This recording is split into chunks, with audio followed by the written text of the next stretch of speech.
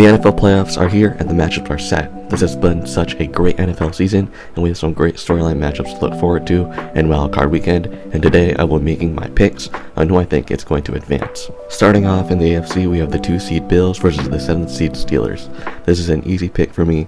I have the Bills winning this one pretty handily. Yes, the Steelers defense is scary.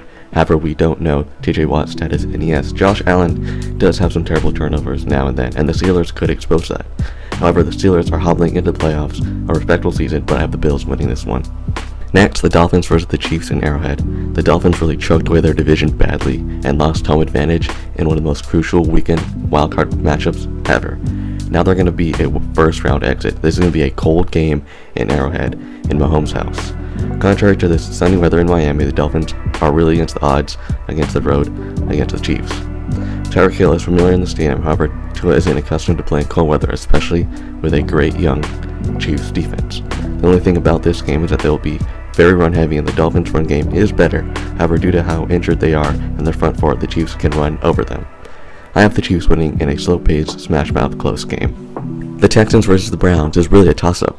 I keep going back and forth on who I'm going to pick. CJ Stroud is Rookie of the Year and one of the best rookie QBs of all time. The city of Houston will be having a very loud, electric atmosphere in NRG Stadium.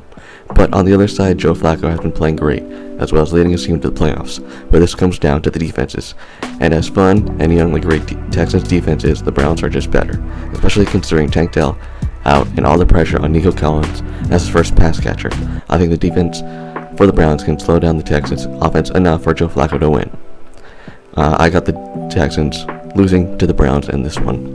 Now in the NFC, we have the Eagles versus Bucks. The Eagles are currently spiraling out of control, falling into the playoffs. Injuries, bad losses, terrible coaching, and an overall disaster is looming over the Eagles. However, on the other hand, the Bucks are coming off an ugly division-clinching win against the Panthers. Baker Mayfield has played well this year, turning what could have been the worst team in the NFL into division winners is respectable. But the Eagles are too talented to lose this game, and even though they've been spiraling out of control, I think they stop here. Because if not, the city of Philadelphia will be on fire after watching the Eagles lose the Super Bowl, the Phillies choking twice, and the Sixers losing in the span of like 15 months. We have potentially the game of the week, Lions versus Rams. Stafford coming home to Detroit for their first playoff game in 30 years, and Jared Goff having the chance of revenge against the team that traded him after he took them to the Super Bowl. This game is going to a movie, and this has Game of the Year written all over it, and has the potential to be one of the best playoff games of all time. Both offenses are playing well. However, I got the Rams winning this one in a thriller. How fitting would it be for Matt Stafford to come home in Detroit and end their historic season? In the past and the run, the Rams are playing very well and arguably the hottest team in the NFL, especially on offense. The Lions' secondary and defense overall has not been very good this season, especially against good offenses. The rolling Rams offense could beat them in a very close one. However, the Lions will not go down without a fight, except for Jared Goff, who would want revenge and Amon-Ra to go off.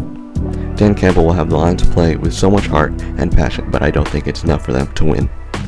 Now the Packers and the Cowboys. If I was the Cowboys, I was praying the past 2 weeks I didn't have to play the Packers. The Packers are the hottest team in the league right now, with the best QB over the last 9 games. They are red hot. But the Cowboys are the rightful favorites. Dak Prescott has been playing at an MVP level this season. CeeDee Lamb is a bona fide all-pro wide receiver, and the Dallas defense is crazy. They are undefeated at home, so they have a massive home field advantage, and they have an absolute game record in Michael Parsons, along with playmakers like Deron Bland and Stephon Gilmore that will make it hard for Love and the Packers to get something going on offense. However, as a Packers fan, I'm fully taking the upset for the Packers to win. I fully believe in Jordan Love, and I believe he will play good against this defense. The only thing I worry about is our defense. However, during playoff games, since Joe Barry has been on the team, we have been good at limiting points. Plus, we all know Dallas is going to choke eventually. I got the Packers in an upset in an absolute shootout of a game.